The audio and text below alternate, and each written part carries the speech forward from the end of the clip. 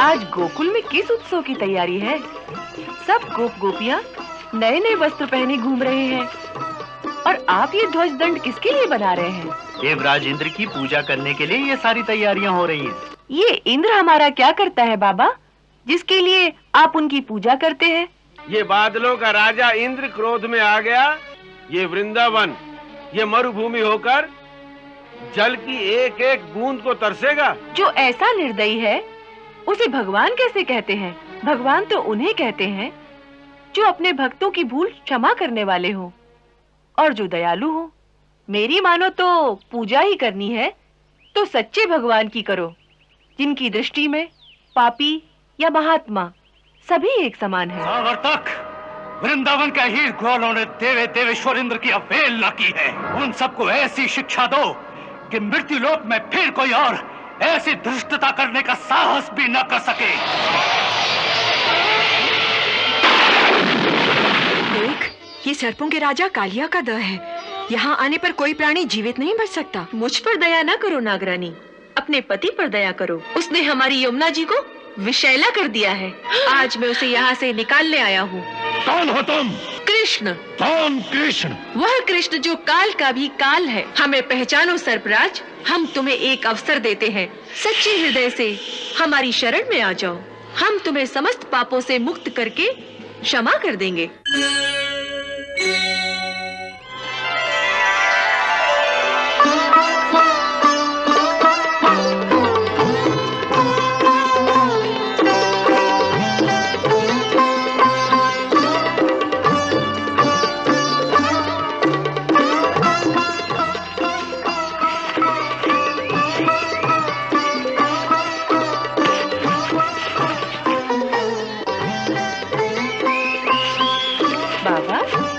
आज गोकुल में किस उत्सव की तैयारी है? सब गोप गोपियाँ नए नए वस्त्र पहने घूम रहे हैं। और आप ये ध्वज दंड किसके लिए बना रहे हैं? देवराज इंद्र की पूजा करने के लिए ये सारी तैयारियां हो रही हैं। लल्ला, महामुनि अभिलाष को प्रणाम करो। कल्याण। देखो तो हम कितने भाग्यशाली हैं। महामुनि आज के ही शुभ अवसर पर तीर्थ यात्रा पर जाते जाते हमारे गांव से गुजर रहे थे। हमने इन्हें आग्रह पूर्वक आज यहीं रोक लिया है और आज की ये इंद्र पूजा इन्हीं के हाथों संपन्न होगी। इंद्र की पूजा? हाँ।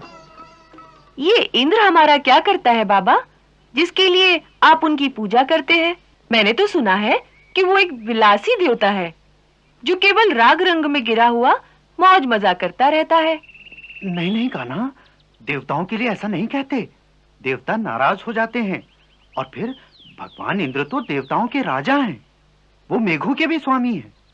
वो मेघ जो जल बरसाते हैं और जिस जल से अन्न की उत्पत्ति होती है और उसी अन्न से हम सब अपना जीवन निर्वाह करते हैं। इसीलिए वर्षा ऋतु के आगमन के पूर्व हम ये पूजा करके उन्हें प्रसन्न करते हैं।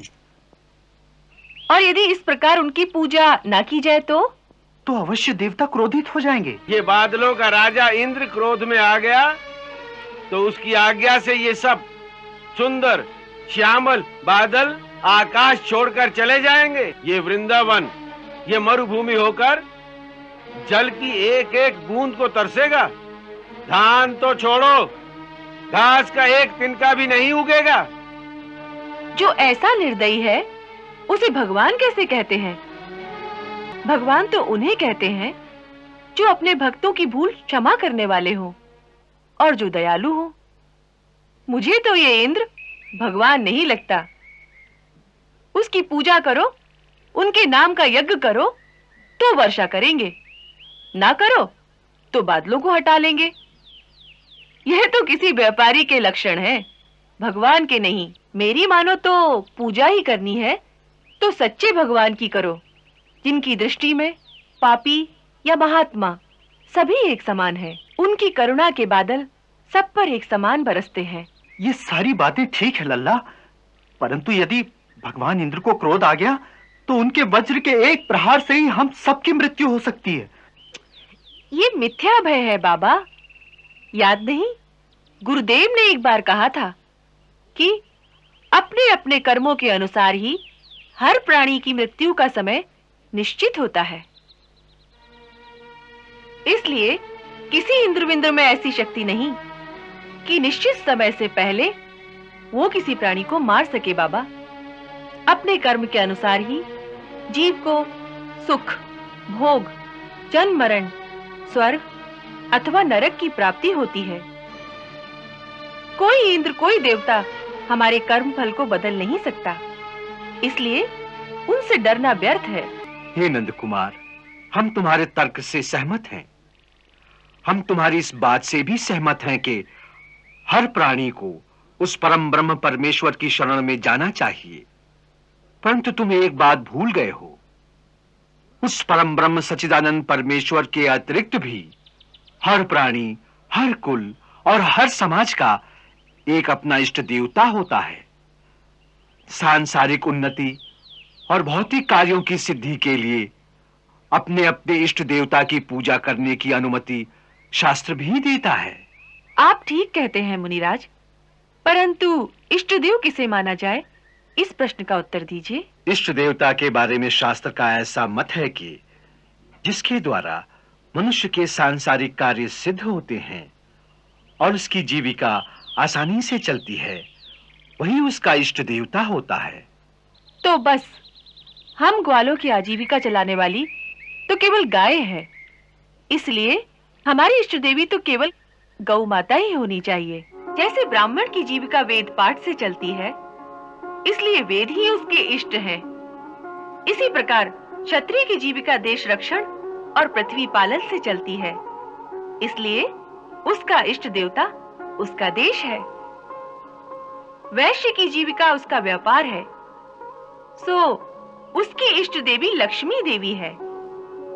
उसी प्रकार हम गोपालों की एकमात्र जीविका गोपालन ही है।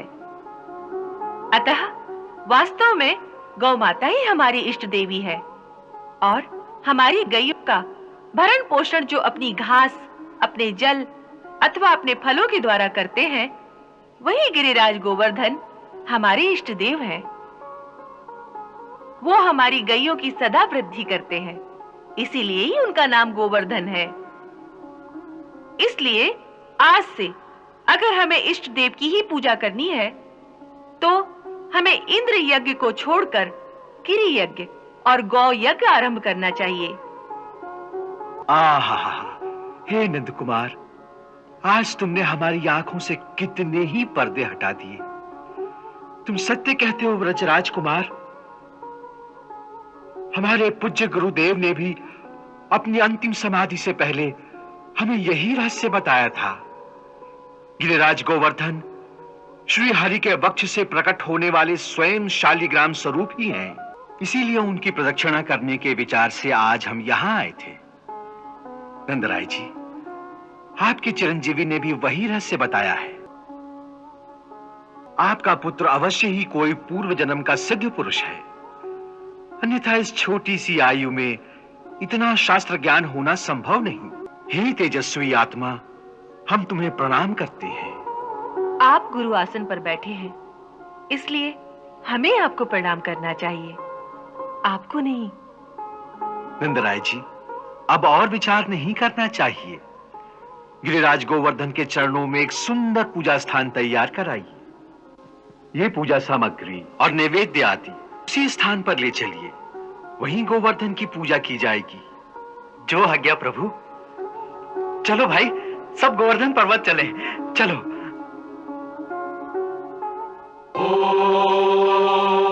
अग्नये स्वाहा सोमाय स्वाहा। इस बार जब हम मंत्र पढ़ें, तो आप सब लोग गोवर्धन देवता के लिए सारा नैवेद्य इस अग्निकुंड में डालिएगा। ओम अग्नेनाग्नमयंत देवास्थानि धर्माणि प्रथमन्यासन देहनाकम्य मानः संचत यत्र पूर्वे साध्या सन्ति देवा।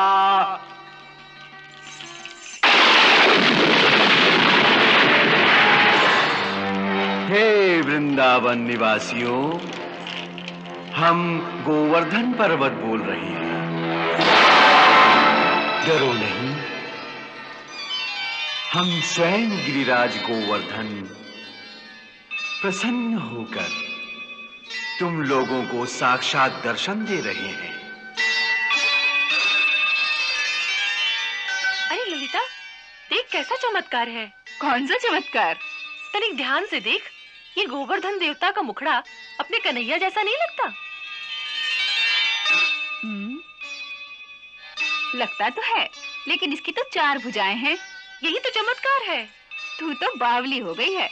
वो देख, हमारा कन्हैया तो हमारे साथ बैठा है। माता यशोदा, माता रोहिणी, हे गोपागनाओं, जब हम साक्षात स्वयं ही यहां तक आ गए हैं, तो अब ये नैवेद्य अग्नि कुंड द्वारा समर्पित करने की क्या आवश्यकता है? हम अपने हाथों से ही भोग लगा लेते हैं।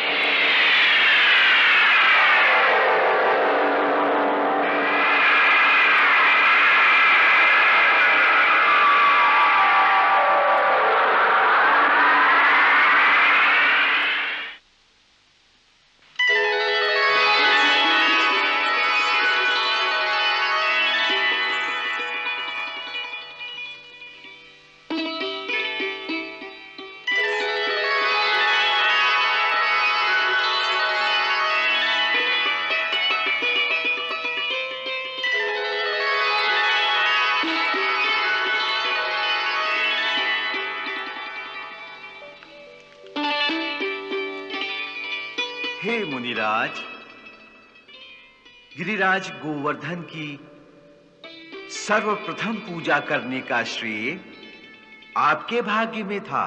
इसके फलस्वरूप आपको श्री हरि चरणों में मुक्ति प्राप्त होगी। हे ब्रिजवासियों, आज तुम्हारा ये जन्म सफल हो गया। चारों ओर जहां तक हमारा पर्वत दिखाई देगा, वहां तक की भूमि सदा के लिए हरी भरी और सुफला रहेगी। हमारी संपदा सबके लिए है। यही हम पर्वतों का आदर्श है और यही हमारा संदेश भी है।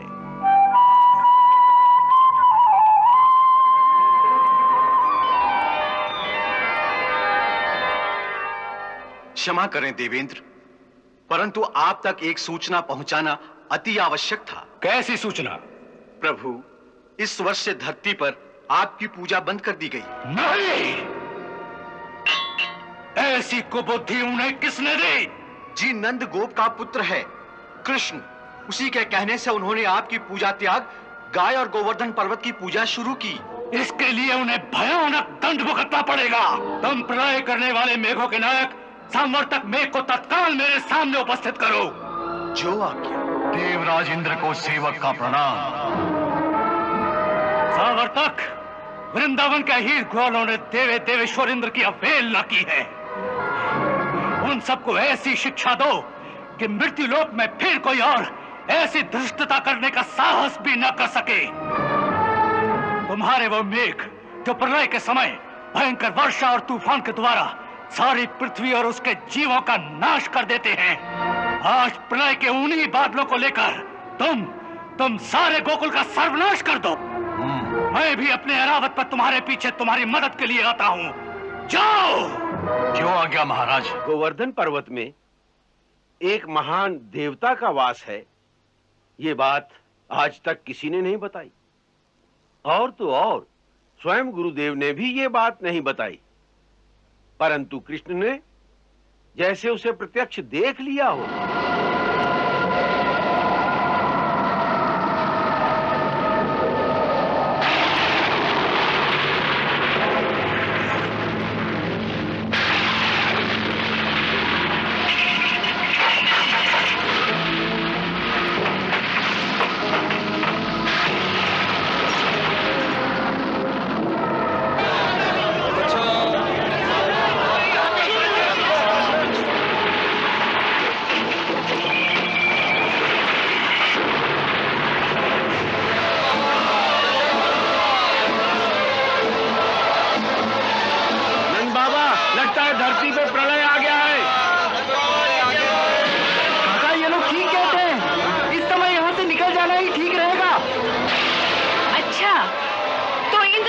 पूर्वज से लेकर आ गया है।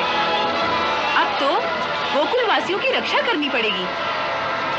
तुम ये सब रहने दो कन्हैया, मैं अभी जाकर इंद्र का ही नाश कर देता हूँ। नहीं दाऊ भैया, उसका नाश नहीं करना, उसके अहंकार का नाश करना है। आओ मेरे साथ। बाबा, आप सभी मेरे साथ चलिए, जल्दी आइए। चलो, आओ, आओ, आओ।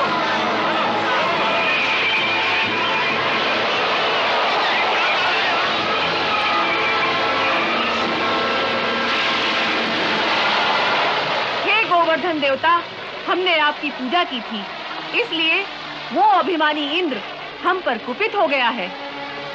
वो हमारे सारे नगरों के साथ सारे गोकुल वासियों को भी एक साथ डुबो देना चाहता है। अब इस समय हम आपको छत्र बनाकर सारे गोकुल वासियों को आपके नीचे सुरक्षित करना चाहते हैं।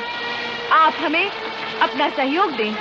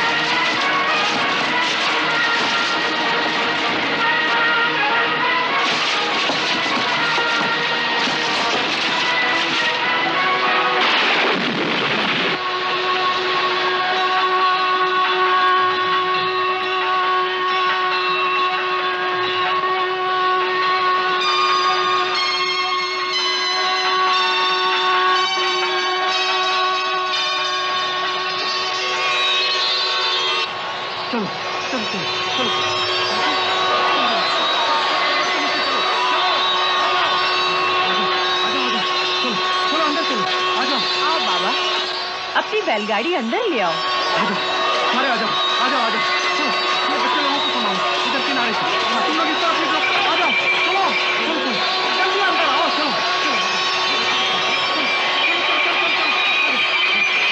चलो, काका इनको देखो, चलते जाओ, चलते जाओ, चलते जाओ, आ जाओ, आ जाओ, चलो, चलो, चलो, जल्दी, जल्दी, हाँ, काका इनको देखो, देखो, ये सुनो, आओ, चलते जाओ, चलते जाओ, चलते जाओ, आ जाओ, आ जाओ, चलो, चलो, चलो, जल्दी, जल्दी, हाँ,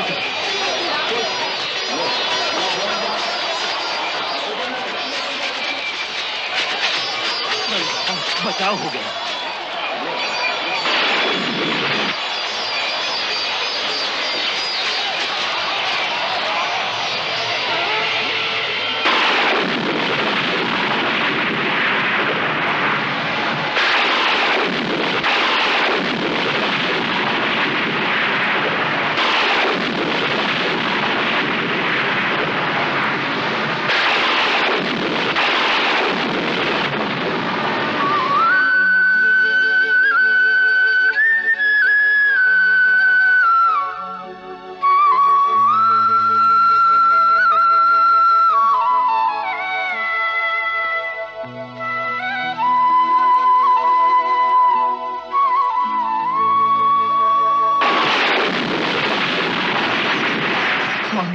मेरे भयंकर मेघों ने अपने जल की अंतिम बूंद भी बरसा दी। अब किसी के पास एक बूंद जल भी नहीं रहा, परंतु हम इस छोटे से पर्वत का एक पत्थर भी नहीं हिला सके। सो तो हम देख ही रहे हैं सावर्तक, परंतु इंद्र धरती के इन क्षुद्र प्राणियों द्वारा कभी पराजित नहीं हो सकता। अब मैं अपने अमोघ वज्र को गुरु के द्वारा दिए हुए मारण मंत्र से अभिमंत्रित करके उसका ऐसा प्रयोग करता हूं जिसके एक ही प्रहार से इस पर्वत समेत सारे गोकुलवासी क्षण भर में भस्म हो जाएंगे।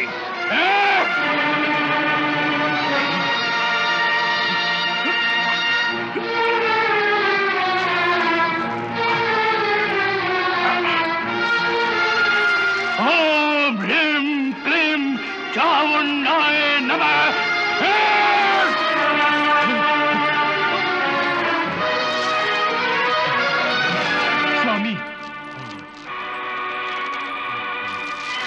स्वामी, स्वामी होश में आइए।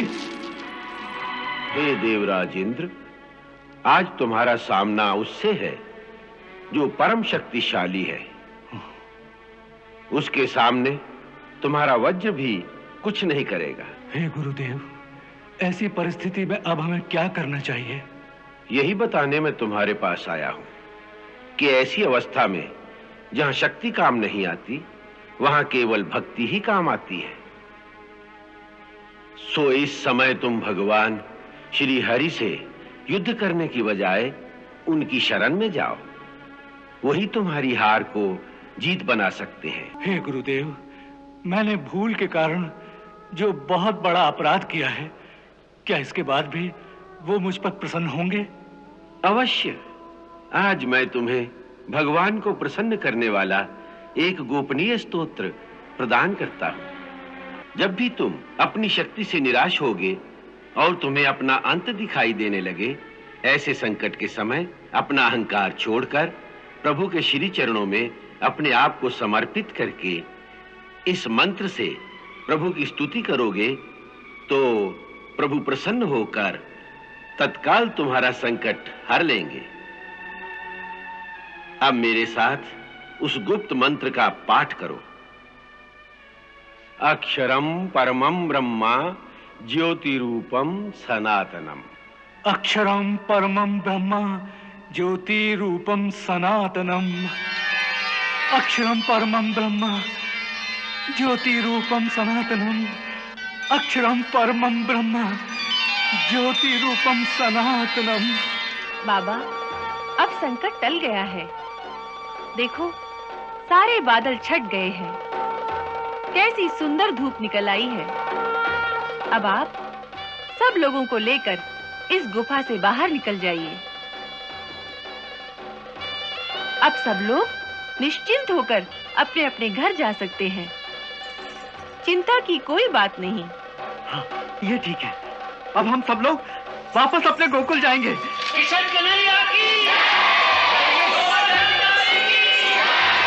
त्राहिमाम, त्राहिमाम, त्राहिमाम, त्राहिमाम, त्राहिमाम, त्राहिमाम। रक्षा करो प्रभु, रक्षा करो।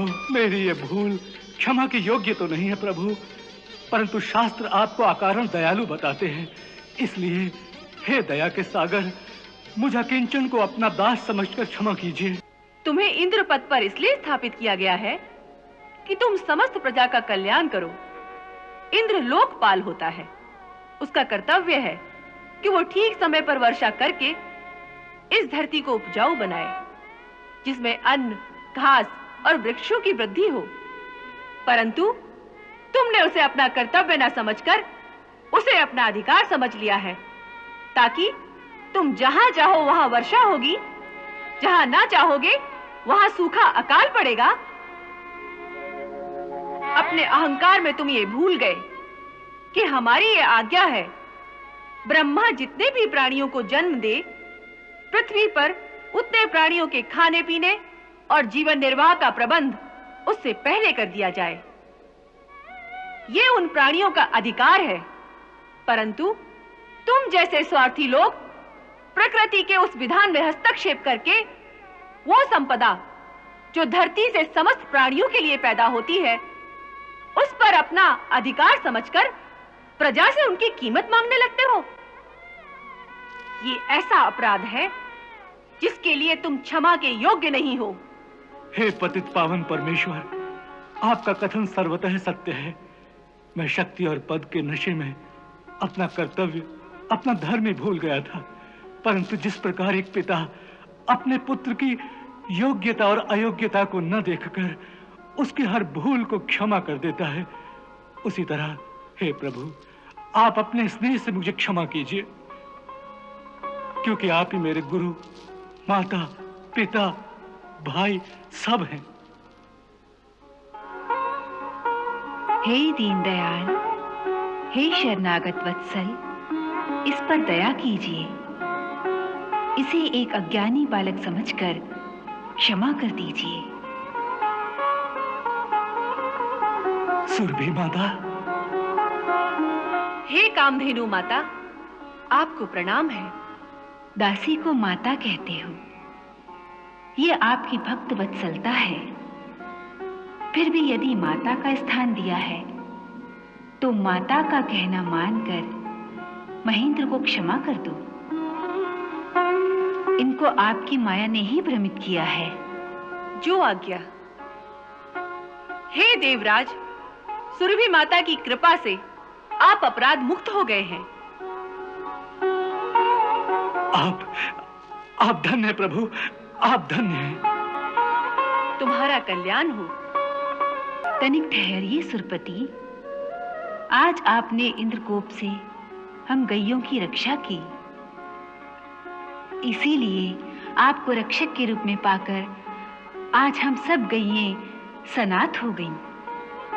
इंद्र भले ही त्रिलोकी के इंद्र हुआ करें, परंतु आज से हम गौओं के इंद्र तो आप ही हैं। इसीलिए ब्रह्मा जी ने आदेश दिया है कि हम आपका गौओं के इंद्र पद पर अभिषेक करें। उन्होंने ये भी कहा है कि इस अभिषेक के समय आपका राज तिलक स्वयं इंद्र के ही हाथों से किया जाए तो उचित होगा। हे माता, मैं इसे अपना सौभाग्य समझूंगा। हे रावत, अपनी सूंड से आकाश गंगा का जल लेकर आओ, जिससे प्रभु का अभिषेक किया जाएगा। शांते नमः उक्तिं विधेम। ओम स्वस्ति न इंद्रो वृद्धश्रवाः, स्वस्ति न पूषा विश्ववेदाः, स्वस्ति नस्तारक्षो अरिष्टनेमिः, स्वस्ति नो बृहस्पतिर्दधातु। ओम द्यौः शान्तिरन्तरिक्षगुं शान्तिः, पृथिवी शान्तिरापः शान्तिरोषधयः शान्तिः। भगवान, आज से आपका नया नाम गोविंद हुआ। जय गोविंद, जय गोविंद। गोविंदम परमानंदम द्विजचंदम नमाम्यहम्, गोपालकं गोसेवकं गोरक्षकं नमाम्यहम्। गोविंदं परमानंदं द्विजचंदं नमाम्यहम्। पुरुषोत्तम गुणधाम विधाता, तुम जाना गौवन को माता।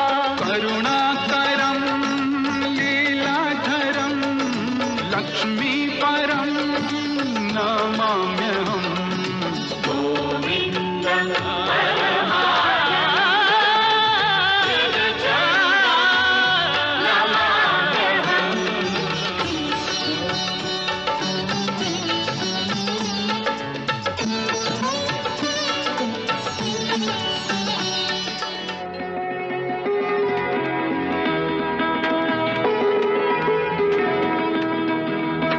अरे कोई मेरी ओर में फेंको ना। हाँ, खेलना आता नहीं और भाग भी नहीं सकोगे। देखो कृष्णा, मुझे कोई खेल नहीं देता। मैं दूंगा, परंतु उसे रोक लेना। हाँ, अवश्य रोक लूंगा।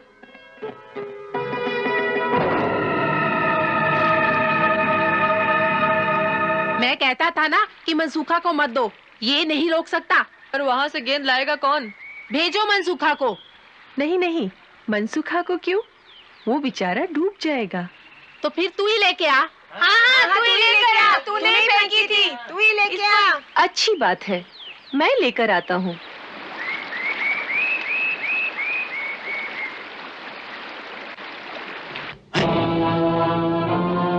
रुक जाओ छोटे मुखिया, रुक जाओ। मुखिया, छोटे मुखिया रुक जाओ, छोटे मुखिया रुक जाओ। लल्ला, लल्ला भगवान के लिए इस पेड़ से नीचे उतरा, नीचे उतरा, नहीं तो नदी में गिर जाओगे। हमारी गेंद यहाँ गिर गई है, उसे निकालने जा रहा हूँ। ये कालियादह है, कालियादह। इसमें माँ भयंकर सर्पों का राजा कालिया नाग रहता है। आ जाओ जाना, हमें गेंद नहीं चाहिए, तुम आ जाओ। अरे तुम्हारा सेनापति किसी नाग के भय से वापस आने वाला नहीं। देखते रहो मैं क्या करता हूँ।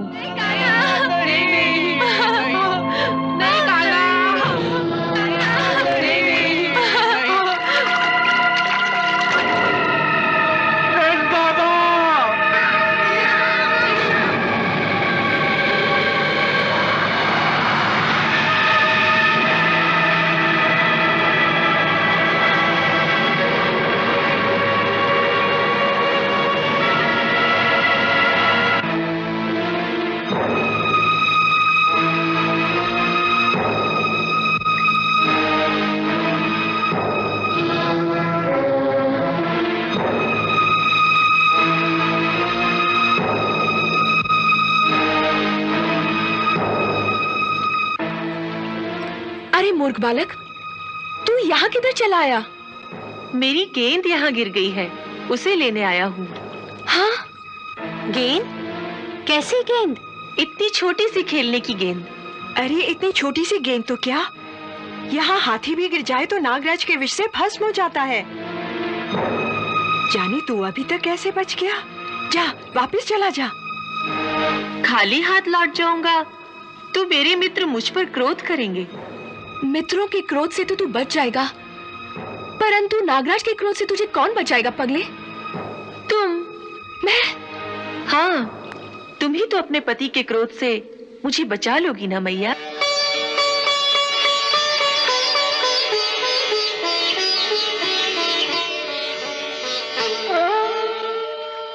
मुझे तू मैया कहता है पगले? तू कितना भोला है। एक गेंद के पीछे क्यों अपने प्राण गंवाने चला आया? देख, ये सर्पों के राजा कालिया का दह है। यहाँ आने पर कोई प्राणी जीवित नहीं बच सकता।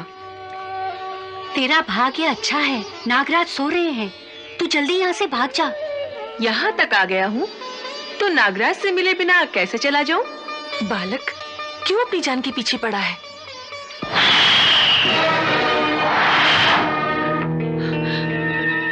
इतनी कोमल, इतनी सुंदर देह पल भर में भस्म हो जाएगी। अरे पगले, ये बाल हट करने का समय नहीं। चल, मैं तुझे बाहर छोड़कर आती हूँ। मुझ पर दया ना करो नागरानी, अपने पति पर दया करो। उसने हमारे वृंदावन को अपने विष से दूषित कर रखा है। उसने हमारी यमुना जी को विषैला कर दिया है। आज मैं उसे यहाँ से निकालने आया हूँ। कौन है जिसने हमारे विश्राम में भंग डाला है? कहाँ है मेरा लाल? कहाँ गया मेरा लाल? मेरा लाल कहाँ है? नदी में कूद गया, फिर निकला ही नहीं। ये जीवित यहाँ तक कैसे पहुँच गया? इसे यहाँ कौन लाया है? हम नहीं जानती स्वामी, ये स्वयं ही यहाँ तक आ गया है। कोई अनजान बालक है, इसकी भूल को क्षमा कर दीजिए। क्षमा करना हमारे स्वभाव के विरुद्ध है, और ये तो स्वयं ही काल का ग्रास बनने आ गया है। कौन हो तुम? कृष्ण। कृष्ण? कौन कृष्ण? वह कृष्ण जो काल का भी काल है।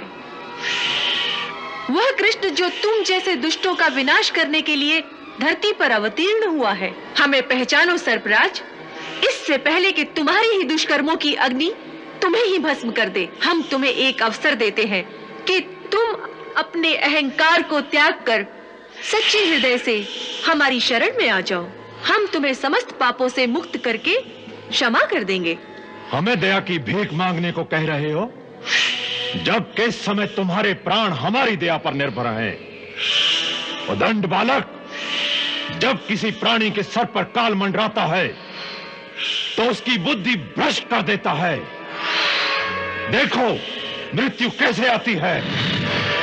नहीं स्वामी, क्षमा क्षमा कर दीजिए, बहुत भोला बालक है। हट जाओ रानी, मृत्यु इसके सामने खड़ी है, अब इसे कोई नहीं बचा सकता। वास्तव में मृत्यु अब तुम्हारे सामने खड़ी है और हम तुम्हें अब भी बचा सकते हैं। हाँ।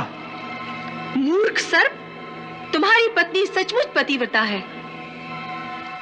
उस उसके हृदय में जो ममता का पवित्र स्रोत हमने देखा है, उसी ने अब तक तुम्हारे प्राणों की रक्षा की है। उसी के कारण मैंने उसे मैया भी कहा है, और उसी को देखकर हमारी दया का सागर तरंगित हो रहा है। उस पर यमुना जी भी हमारी प्रिया है। हम उनके पवित्र जल रूपी आंचल पर तुम जैसे दुष्ट के अपवित्र रक्त का दाग नहीं लगाना चाहते। इस अवसर का लाभ उठाकर सच्चे हृदय से हमारी शरण में आ जाओ। हमारी करुणा का द्वार सर्वदा खुला रहता है। बहुत हो गया, अब तेरी अंतिम घड़ी आ गई है।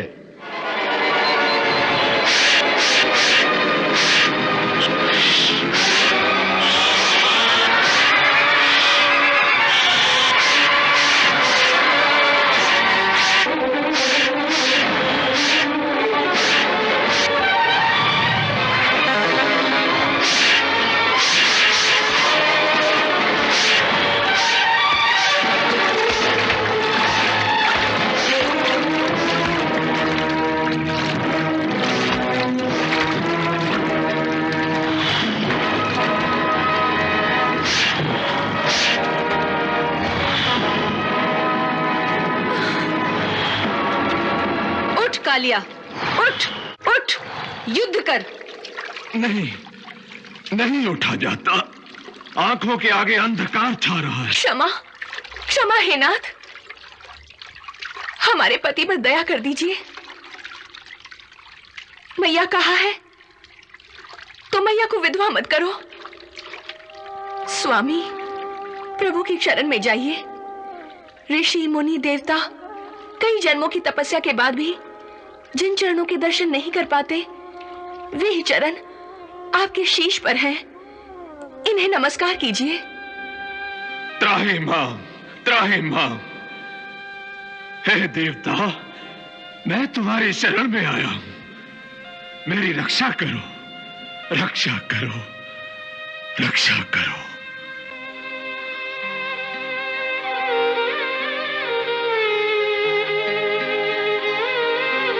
तथास्तु।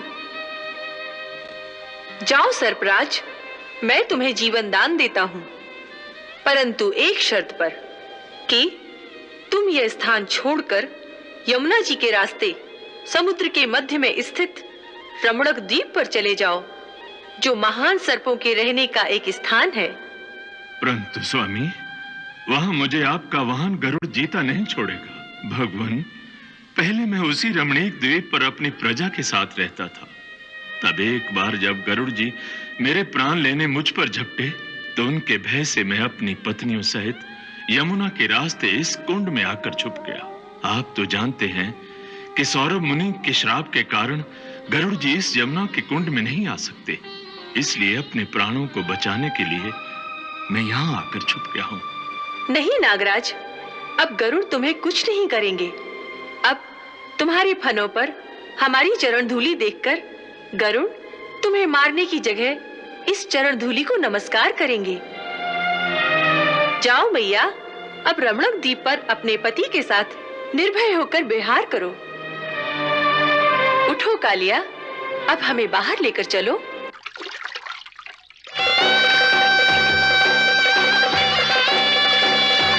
तुम चिंता मत करो, कन्नू को कुछ नहीं होगा। उसे साधारण मानव मत समझो, वो देवलोक से आया है।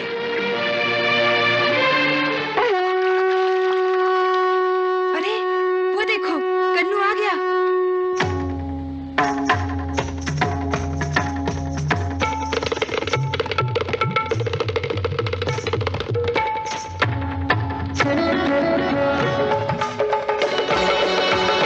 देखो कालिया के फन पर नाचत कन्हैया, ओ कालिया के फन पर नाचत कन्हैया।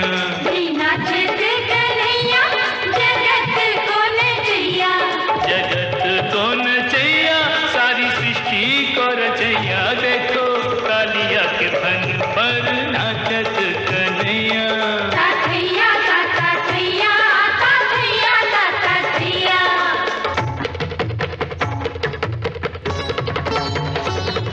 ग्रह नक्षत्र निरंतर नाचे, चारों चराचर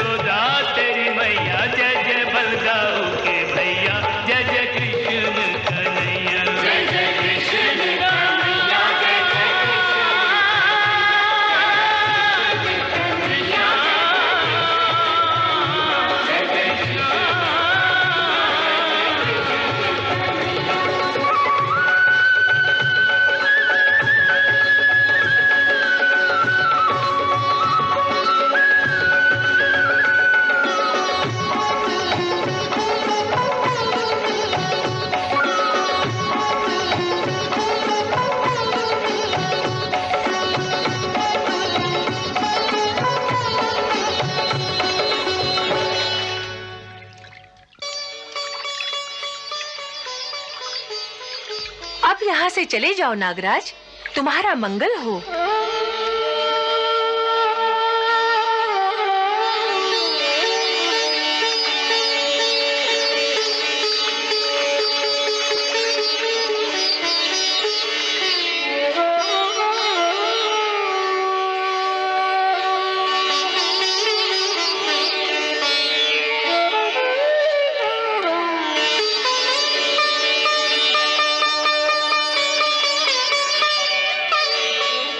अपने आंसुओं को नहीं रोकोगी तो तुम्हारी सिसकियां सुनकर मेरे भी आंसुओं का बांध टूट जाएगा। इसलिए यदि रोना ही है तो अपने कक्ष में जाकर रो। पहले इस महल में हमारे 100 पुत्रों के साथ हमारी बहुओं की भी किलकारियां गूंजती थी, परंतु अब इस महल के हर कोने से केवल सिसकियां सुनाई देती हैं महाराज, केवल सिसकियां सुनाई देती हैं। जिसके पास द्रोणाचार्य, कृपाचार्य, अश्वत्थामा और कर्ण जैसे अजय महावीर हों, उसे दुर्बल समझने का साहस मैं तो क्या कोई भी नहीं कर सकता। हाँ, आप जिन्हें अजय समझते हैं मामाश्री, उन्हीं के होते हुए मेरे बहनोई जयद्रथ का वध अर्जुन ने किया ना। इन्हीं चारों के होते हुए हमारी सेना का संहार हुआ ना। निराश क्यों होते हो? याद रखो, अंतिम विजय तुम्हारी होगी। हाँ मामाश्री, अब भी आपको विश्वास है कि अंतिम विजय मेरी ही होगी? हाँ भांजी।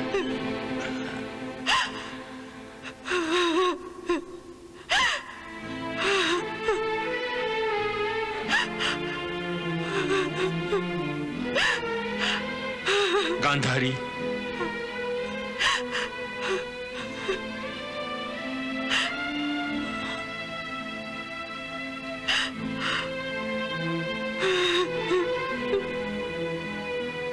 गांधारी, तुम्हारे आंसू मुझे निर्बल बना देते हैं, इसलिए अपने आंसुओं को रोक लो। नहीं महाराज, जिसके भाग्य में रोना लिखा हो वो रोने के अतिरिक्त क्या कर सकती है? सिंधु नरेश जयद्रथ तुम्हारा ही नहीं मेरा भी तो दामाद था। अपनी पुत्री के सुहाग उजड़ने का दुख जितना तुम्हें है उतना ही मुझे भी तो है, पर मैंने अपने आंसुओं को कितने साहस से रोक लिया है। आप में इतना साहस है क्योंकि आप पुरुष हैं, पर मैं तो नारी हूँ। मैं अपने दिल पर पत्थर नहीं रख सकती महाराज, अपने दिल पर पत्थर नहीं रख सकती। यदि तुम अपने आंसुओं को नहीं रोकोगी तो तुम्हारी सिसकियां सुनकर मेरे भी आंसुओं का बांध टूट जाएगा। इसलिए यदि रोना ही है तो अपने कक्ष में जाकर रो। मैं तो अकेले में आंसू बहाना चाहती थी, परंतु मुझे मेरे कक्ष में जाने से डर लग रहा है। अपने कक्ष में जाने से कैसा डर? यदि हमारी पुत्री दुशाला मेरे कक्ष में आ गई तो मैं उसका सामना कैसे कर सकूंगी? बोलिए महाराज, मैं उसका सामना कैसे कर सकूंगी? मैं उसे सांत्वना कैसे दूं? सांत्वना तो वो देता है जो स्वयं दुखी ना हो।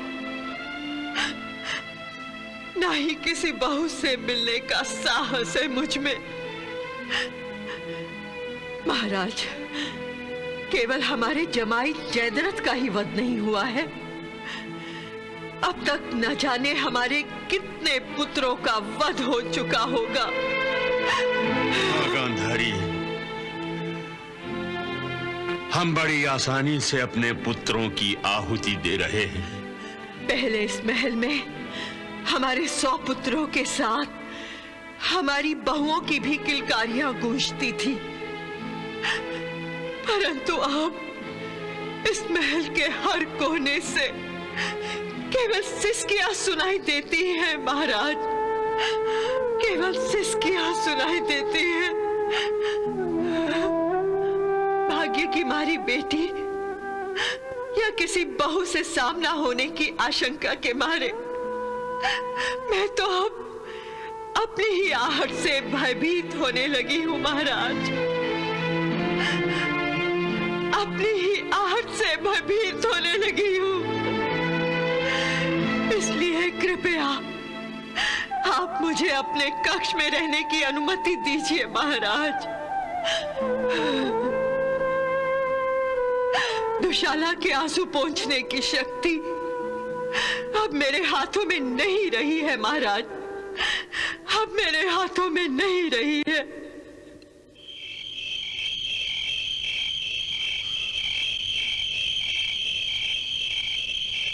भैया, भैया। दुशाला, अरे दुशाला, मेरी प्यारी बहना, तेरे आगमन से तो हस्तिनापुर की शोभा ही बढ़ गई। कब आई तू? अभी अभी आई हूँ। सिंधु नरेश भी साथ में आए हैं क्या? हाँ आए हैं, लेकिन वो पिताश्री और माताश्री के साथ बातें कर रहे हैं। और तू मुझे मिलने आ गई? हाँ हाँ। क्या बात है, बहुत खुश दिखाई दे रही है। हाँ मैं बहुत खुश हूँ, इसीलिए तो मिठाई लाई हूँ। मिठाई? पर किस बात की मिठाई? भैया। अरे बताओ ना किस बात की मिठाई? दुशाला बताओ ना किस बात की मिठाई? आप मामा बनने वाले हैं। ओह, तुम खुश रहो।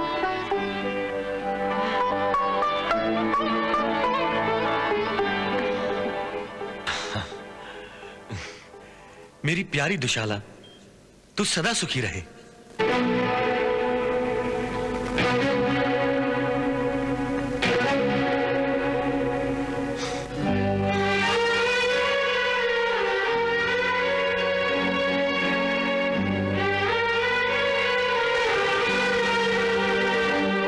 दुशाला,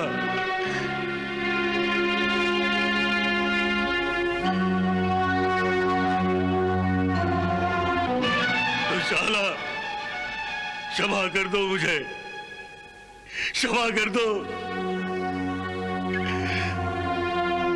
जिन हाथों पर तुमने राखी बांधी थी, वो हाथ तुम्हारे सुहाग की रक्षा नहीं कर सके। वो हाथ तुम्हारे सुहाग की रक्षा नहीं कर सके। वो हाथ तुम्हारे सुहाग की रक्षा नहीं कर सके, नहीं कर सके।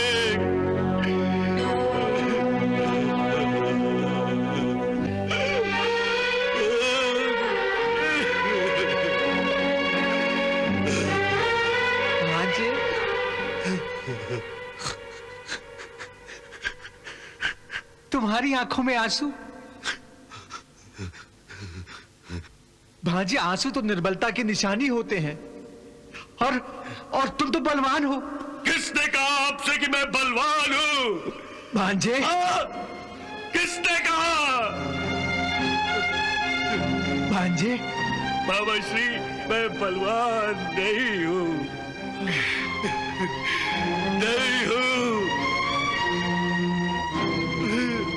मैं तो वो दुर्बल भ्राता हूं जो अपने भाइयों की भी रक्षा नहीं कर सकता। अरे मैं तो वो कायर हूं जो अपनी बहन की सुहाग की रक्षा नहीं कर सका। अरे मैं वो पिता हूं जो अपने पुत्र की रक्षा नहीं कर सका।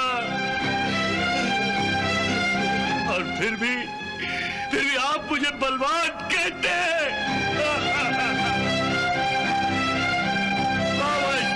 बाबा श्री, मुझ जैसा दुर्बल और अभागी कोई नहीं है, कोई नहीं है। धिक्कार है मुझ पर और मेरे बल पर, धिक्कार है। भांज, जिसके पास द्रोणाचार्य, कृपाचार्य, अश्वत्थामा और कर्ण जैसे अजय महावीर हों, उसे दुर्बल समझने का साहस मैं तो क्या कोई भी नहीं कर सकता। हाँ, आप जिन्हें अजय समझते हैं मामाश्री, उन्हीं के होते हुए मेरे बहनोई जयद्रथ का वध अर्जुन ने किया ना। इन्हीं चारों के होते हुए हमारी सेना का संहार हुआ ना। मामाश्री, यदि इनमें से एक ने भी अर्जुन पर प्रतिबंध लगाया होता तो जयद्रथ की जगह अर्जुन यमलोक पहुंच चुका होता, परंतु ऐसा नहीं हुआ, ऐसा नहीं हुआ। कुछ नहीं कर सके मेरे ये योद्धा। अर्जुन ने हर एक को पराजित कर दिया, हर एक को पराजित कर दिया। मामाश्री, याद है वो दिन? याद है वो दिन जब कृष्ण शांति प्रस्ताव लेकर हस्तिनापुर आए थे? हाँ हाँ, याद है भांज। और उस समय तुमने बड़ी हिम्मत से काम लिया था और उस शांति प्रस्ताव को ठोकर मारी थी। मामाश्री, उस प्रस्ताव को मैंने जिस बलबूते पर ठोकर मारी थी, वो अंगिराज कर्ण अर्जुन से नहीं, भीम से पराजित हुआ था, भीम से। हाँ भांजी, इसे हमारा दुर्भाग्य ही कहना चाहिए। दुर्भाग्य? मामाश्री, कभी पांडवों के साथ द्यूत खेलते समय हमारा प्रत्येक पासा हमारी इच्छा अनुसार हमें दान दिया करता था। हाँ, परंतु अब हमारा प्रत्येक पासा उल्टा पड़ रहा है। समय हमारा शत्रु बन गया है। हम हर एक दिन युद्ध की बाजी हारते जा रहे हैं। हाँ जी, निराश क्यों होते हो? याद रखो, अंतिम विजय तुम्हारी होगी। हाँ मामाश्री, अब भी आपको विश्वास है कि अंतिम विजय मेरी ही होगी? हाँ भांजी, अंतिम विजय तुम्हारी होगी। पहले मुझे भी विश्वास था कि विजयश्री मुझे ही माला पहनाएगी, परंतु अब मेरा आत्मविश्वास डगमगाता जा रहा है। भांजी, एक बात याद रखो, युद्ध हमेशा विश्वास के बलबूते पर जीता जाता है। इसलिए विश्वास रखो कि अंतिम विजय तुम्हारी होगी। मामाश्री, अंतिम विजय मेरी होगी या नहीं, ये मैं नहीं जानता, परंतु अब मैं अंतिम युद्ध करना चाहता हूं। अंतिम युद्ध, आर या पार, अंतिम युद्ध। हाँ महाराज, युवराज अंतिम युद्ध की ही बातें कर रहे थे। पागल हो गया है वो, पागल। वो दिमाग से नहीं, दिल से बोल रहा है। महाराज, दुर्योधन के पास दिमाग है कहां? अर्थात ये महाराज कि दुर्योधन ने अपना दिमाग कब का शकुनी के पास गिरवी रखा हुआ है। इतना संहार होने के बाद भी शकुनी कह रहा है कि अंतिम विजय दुर्योधन की ही होगी। कोई भी समझदार मनुष्य ऐसी मूर्खता की बात ऐसे समय पर नहीं कहेगा, जब अपनी हार सामने स्पष्ट रूप से दिखाई दे रही हो। पता नहीं क्या परिणाम दिखलाएगा ये अंतिम युद्ध। अंतिम युद्ध? हाँ भीम भैया, अंतिम युद्ध। जिसका अर्थ है या तो युद्ध जीतना या अपनी जान पर खेल जाना, और तब तक न तो सोना, न विश्राम करना और न ही अपना कवच उतारना। निर्णायक युद्ध को ही अंतिम युद्ध कहते हैं। करने दीजिए दुर्योधन को अंतिम युद्ध, हम तैयार हैं। मेरी गदा दुर्योधन और दुशासन के रक्त से स्नान करने के लिए बेचैन है। मेरी प्रतिज्ञा पूरी करने का क्षण पास आ रहा है। उस निर्लज और पापी दुर्योधन की जांघ मैं अपनी गदा के प्रहार से तोड़कर रख दूंगा, और उस अधर्मी दुशासन का सीना चीरकर उसके रक्त से पांचाली द्रौपदी के बालों को नहलाकर मैं अपनी दूसरी प्रतिज्ञा पूरी करूंगा। करने दीजिए दुर्योधन को अंतिम युद्ध, करने दीजिए। भीम भैया, अपने क्रोध पर अंकुश लगाइए। अपने आप पर संयम रखो भीमसेन। किस लिए रखूं संयम? क्यों लगाऊं अंकुश? इसलिए क्योंकि हमारा सामना केवल दुर्योधन और दुशासन से नहीं है, आचार्य द्रोण से भी है।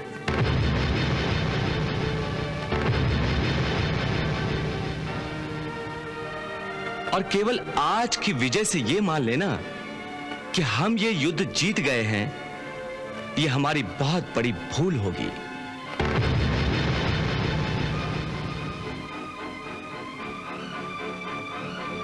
हां, भीष्म पितामह निष्क्रिय अवश्य हैं, परंतु सेनापति द्रोणाचार्य तो सक्रिय हैं। केशव, द्रोणाचार्य के सक्रिय होते हुए भी अर्जुन ने जयद्रथ का वध किया ना। इसीलिए तो हमें और भी सावधान रहना चाहिए।